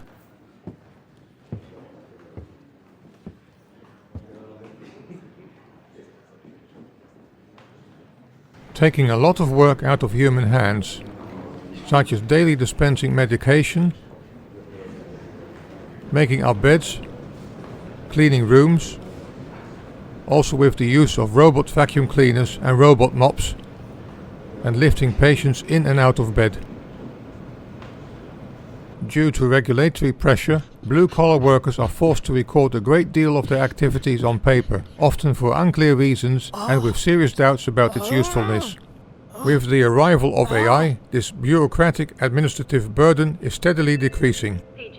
Soon, employees can record their work while they're working. Chatbots that listen in can summarize this very easily and effectively, and fill the recording systems with all the desired parameters. Before you know it, 50% of human resources in healthcare, nursing and informal care will be unnecessary and redundant, as many tasks will have been taken over by robots and AI. This could happen within 3 to 5 years. Human robots will cost less than £20,000 within a few years' time, so the payback period is less than a year. Robots don't get sick, protest, strike, take long trips to the bathroom, sneak a cigarette or cut corners. Once the technology matures, the choice between deploying a human versus a robot will be obvious to almost every employer.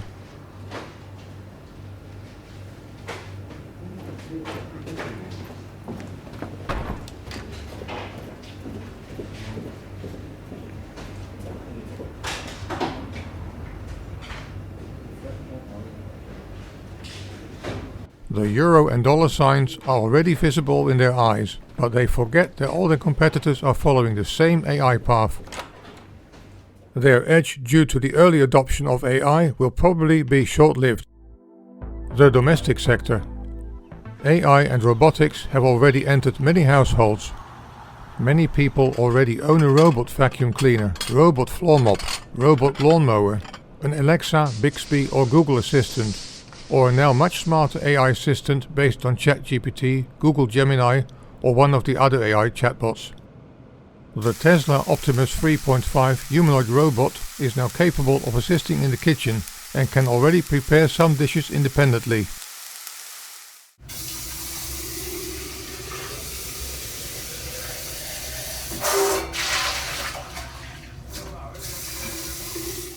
This includes hanging up laundry to dry, even ironing and putting it away,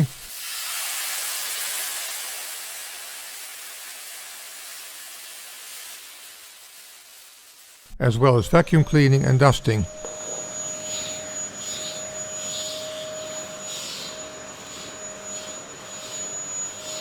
Mopping and sweeping the floor is also a skill now learned. If one Tesla robot has learned something, all the other Tesla robots in the world can instantly do it too. Babysitting, taking out the trash and cleaning windows are also tasks that a home robot will soon be able to do perfectly well. This means that households will have much more time for other, more enjoyable things or activities that can bring in more money. Cleaners, au pairs and even voluntary caregivers will no longer have to come and will therefore lose their jobs en masse. These kinds of domestic robots will soon cost between 10,000 and 20,000 euros, and this price is expected to drop to around 6,000 euros. People will soon have to rival with robots for jobs. Tesla, however, isn't the only robot manufacturer. Highly successful humanoid robots are already on the market from China's Unitree Type G1 and are priced starting at $6,000. Other brands include Boston Dynamics with the highly humanoid Atlas robots, Agility Robotics with Digit, Apptronic with Apollo, and robots from Neura Robotics. The construction sector. Manual labor may be able to escape the AI threat for a while. However, robotics will also penetrate this sector, with robots having learned to plaster walls, lay bricks, paint, help with carrying things, etc. Robots larger than humans can perform the heavier work. However, engineers and architects will certainly feel the impact of AI. Buildings in a wide variety of styles and constructions will be designed in minutes using simple AI prompts. Only a human team will be needed to determine which design is the most appealing and falls within the budget.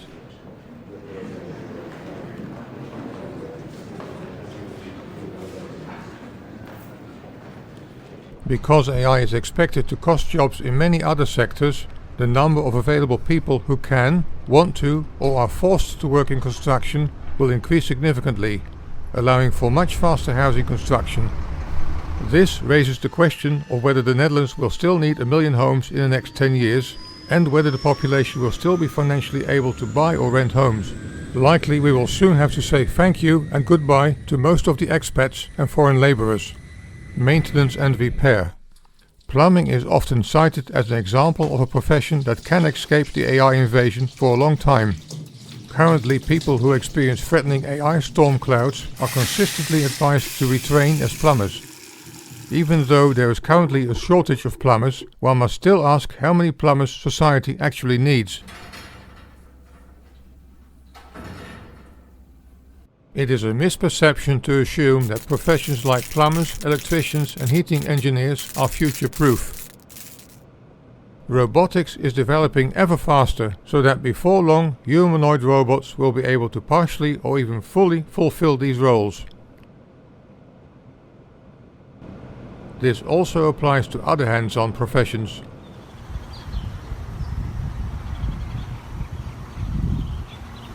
The agricultural sector.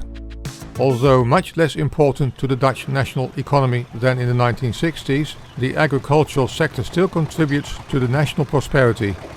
Partly driven by the Dutch nitrogen crisis, farmers are very active in introducing new technologies in agriculture and horticulture. AI is also playing an increasingly important role in the sector. Examples include fully unmanned ploughing, sowing and harvesting, ultra-modern cow, pig and poultry barns run robotically, and AI combined with GPS-managed land optimization. This sector will provide employment, even if many other sectors collapse due to AI. Miscellaneous. Not everything has been discussed yet, such as court cases and judiciary with AI, digitally tested against the law, legal cases regarding business conflicts, the police issuing tickets with AI, many more police can then be on the streets, photographers whose work is being replaced by AI, etc. I'm sure you can provide more examples in the comments. What does politics do? It's fair to say that the AI issue is still a distant concern for politicians. As always, the readily available and all too overused toolbox, filled with regulations, is being deployed to stifle undesirable developments. But given the speed at which the AI express train is speeding towards the world, regulations will hardly slow it down, let alone stop it. Politicians apparently have no idea what that train looks like, how fast it's travelling, what kind of train loads are coming, and more importantly, who or what is on board. Instead, debates about the climate and the state of the world, which we as a small country have little power to change, dominate. Perhaps some politicians are somewhat informed about AI, but unlike ostriches, they seem inclined to bury their heads in the sand, along the lines of, "It will probably last me the 4 years in office." Looking at the programs of all the political parties in preparation of the upcoming Dutch elections, none currently seem concerned about the AI issue. This is remarkable, to say the least, but in fact very worrying behavior, if not to say a disgrace, especially considering that AI experts predict that the AI bomb will explode around 2027 or even earlier. That is, in the middle of the next, hopefully 4-year cabinet term. Perhaps the penny will finally drop in Parliament in 2 years' time. By then it will already be far too late. Leven de koning. Hoera! Jobs will be disappearing at lightning speed, and politicians will be shaken up by protests in the Dutch Parliament aimed at urging them to create AI-safe jobs. Protests may reach parliamentary meetings from the public gallery, or even in the chamber itself. Politicians would be wise to establish at least an AI committee now, explicitly addressing the insights of AI experts. This will require study and discussion to address the expected impact of AI on the country. Questions to be addressed include whether there is still a need to build 1 million homes in 10 years' time if we no longer need white-collar knowledge migrants, expats, or blue-collar labour migrants, and whether there is sufficient funding for asylum seekers while safeguarding the interests of our own population. The question is also how the government should function during the AI crisis based on a clear strategy and vision. A good vision for the future is essential. A vision is not what our former Prime Minister Mark Rutte defined as an elephant that constantly blocks our view and creates havoc in the china shop. What do the experts say? It is deeply worrying to note that professionals who have been working with AI at high level for years are now at their wits' end and fear for the future of humanity. Occasionally, some so-called experts still downplay the consequences of AI. They make comparisons to the 1920s, when the automobile made the workhorse obsolete. Ultimately, this wasn't a bad thing, unless you were a horse. However, the pessimists are clearly in the majority, and the question arises, aren't we, as humanity, currently playing the role of the horse? The AI guru, also known as the godfather of AI, Professor and Nobel Prize winner Geoffrey Hinton, a former Google executive, has been warning about the dangers of AI for several years. He speaks of a doomsday scenario in which 80% of humanity loses their jobs within 3 to 5 years. And I think for mundane intellectual labour, AI is just going to replace everybody. There are even warnings of the end of humanity as a result of the realization of AGI, artificial general intelligence, where AI will outsmart humans in all fields. And the emergence of ASI, artificial superintelligence, around 2030, where the intellectual distance between humans and AI is compared to that of humans versus an ant. Hinton's opinion is shared by many experts, such as Dario Amodei, CEO of Anthropic, which markets the well-known Claude AI. Sam Altman, CEO of OpenAI, ChatGPT's parent company, also regularly issues muted warnings but seems to ignore the need for more AI security. Russian in America-based Professor Dr. Roman Yampolsky is even more pessimistic, claiming that no one will be able to escape AI in the long run. He considers retraining pointless, because AI will be able to perform and execute any human task, expertise or skill far better. Former Google CEO Eric Schmidt is already calling it "we lost" and expects the AI bomb to explode as early as 2026. Finally, experts say you need to realize that it's not AI that will take your job, but the people who use AI, forced into the world by the world's richest people. What is left for the Dutch? In reality, the whole world will soon be in the same boat. Pulling the plug on all AI is a theoretical option. However, it's technically impossible due to the technology already having been spread and distributed globally via the internet. Furthermore, the companies that have dollar signs in their eyes are virtually unstoppable. Virtually no office job seems or even is safe from the rise of AI. And roughly half of the manual labor jobs will experience the impact of AI too. This will be true in the non-too-distant future. Jobs that require intellectual capacity will be the first to fall victim to AI. The west of the Netherlands, the so-called Randstad, with its higher number of office jobs than the rest of the Netherlands, will be hit hardest. Regulations, especially regarding AI security, can avert the disaster for a while. However, it's expected that a large part of the Netherlands will eventually face mass layoffs. Retraining can offer temporary relief, but what remains of the job opportunities will never be able to provide jobs for everyone. After all, how many AI prompt engineers, plumbers, AI experts, AI watchdogs, etc. will we still need? Slowly but surely we will have to revert to a 30-hour, 25-hour and 20-hour work week. A small ray of hope is that the Netherlands is already a part-timers country by excellence. What will people do with 40 to 80 hours of free time a week? Go to the golf course together? To the beach, on vacation all day, chill, lounge and or smoke weed, listen to non-AI generated music, or watch at least 5 movies a day?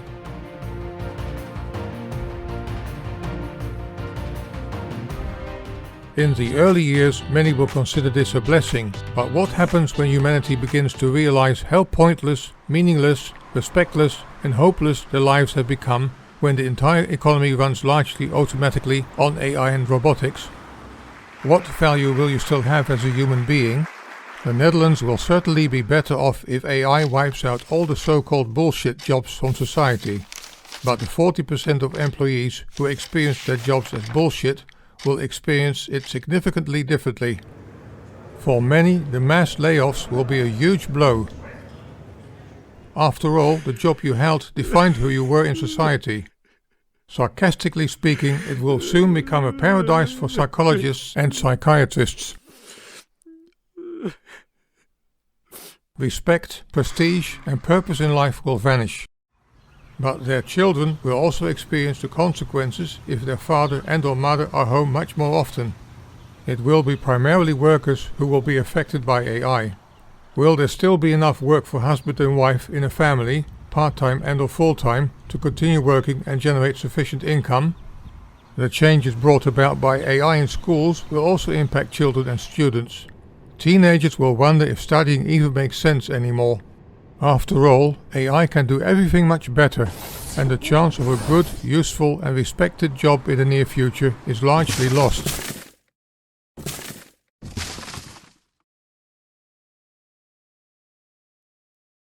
Writing a dissertation in the AI era is pointless, unless it is written without digital means and under strict supervision.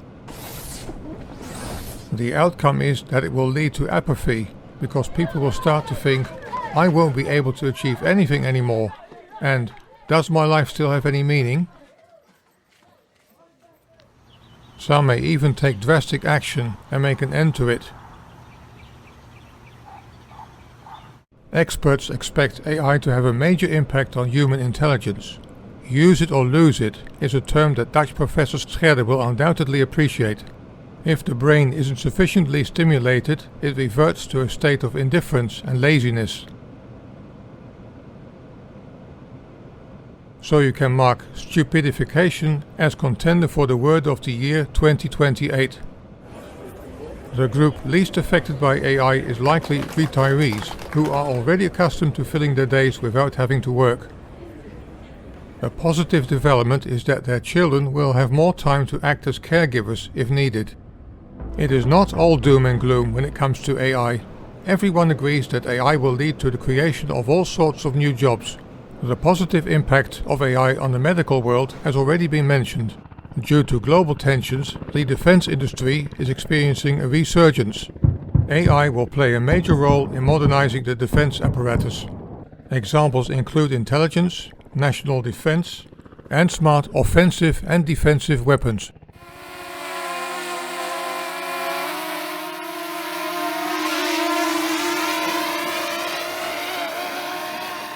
Another bright spot is that AI combined with extensive automation will make products more affordable. Fortunately, many Dutch startups are embracing AI technology. The Netherlands is a European leader in the field of AI. Many of the new jobs will focus on deploying AI optimally and in the right areas, keeping AI on track and also ensuring the safety of AI development across all domains. So, unfortunately, people become primarily the controllers and watchdogs of AI systems, for as long as that lasts, may be added. How will AI affect my wallet in the future? In a country full of money-focused people, where almost everything revolves around wealth, this is a predictable question. Experts expect that AI developments will cause chaos and misery worldwide for 10 to 15 years. If a large portion of the population loses their jobs and retraining offers no solution, how will they generate income?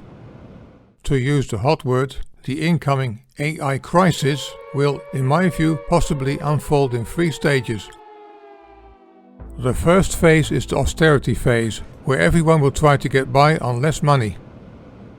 Unnecessary items are the first to be thrown out the window, such as newspapers and magazines, second mobile phone subscriptions, landlines, cinema and theatre visits, going out for dinner less often, going on holiday less often or not at all, not buying expensive games, apps and new phones. Everybody start using the bicycle instead of the very expensive public transport, buying B-brand food, etc. What negative impact this will have for the affected sectors needs no explanation. At this stage there is still some hope that things might still turn out well, because there is often still a human in the loop that keeps the AI somewhat under control and in check. The second phase is the panic phase. There will be a desperate search for jobs where AI hasn't yet taken hold and where humans can still offer some added value compared to the AI onslaught. Low-level and part-time positions with limited working hours will be accepted.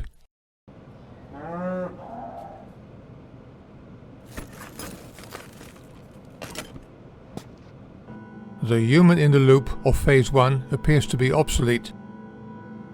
The government will attempt to better distribute the remaining prosperity, or in other words, to level it even further, with somewhat unintentional socialist or even communist characteristics. Those who manage to generate their income with AI, perhaps the fortunate few, will have to bleed to support the very large group of unemployed or working poor.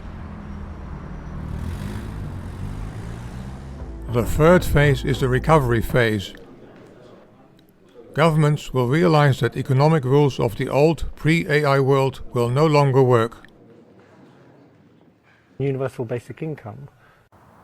Experts are already suggesting a possible solution in the form of a UBI, a universal basic income. Such a UBI would mean that everyone receives government funding to survive, a kind of state pension for everyone. The money would come from heavy taxes on global AI systems that ensure that companies and the government receive revenue from AI-driven activities. In addition, solutions will be sought for how humanity's enormous amount of free time can be used usefully, how to reassign humanity a role, and how to restore self-respect and added value. How this can be achieved is currently difficult to grasp or predict.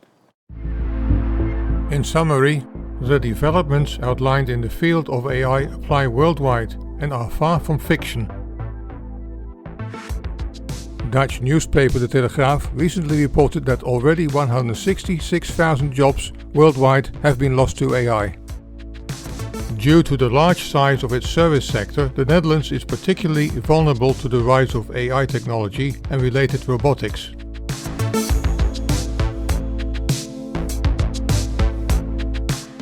I therefore expect the Netherlands to be hit sooner and harder than most other countries. Be prepared is the motto. AI technology is already far more advanced than many realize.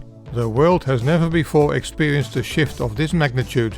The public debate about the impact of AI has barely begun in the Netherlands, and neither in Europe. Politicians seem oblivious to the AI express train speeding towards us, completely ignoring the topic in the upcoming Dutch elections, and a large segment of the business community is still waiting to see what happens, until it's perhaps too late. The worst thing politicians can do is look the other way and say, "Go to sleep, nothing the matter." This sentiment is currently widespread, not just among politicians. It is along the lines of, there is a major upheaval coming and AI jobs will be lost, but other jobs will be created in their place, nothing the matter. Which jobs will be created and to what extent is still very vague and has barely been studied in detail.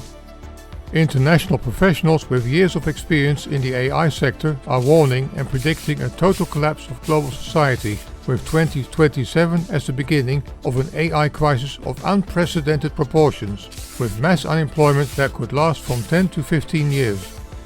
It is high time that alarm bells start ringing in the parliaments. The Dutch government is recommended to start now, at the very least, by appointing a Minister of AI Affairs, and of course accompanied by a department. We'd love to hear about your experiences and expectations regarding AI in the comments. Please keep it friendly, respectful and thoughtful. Thanks for watching.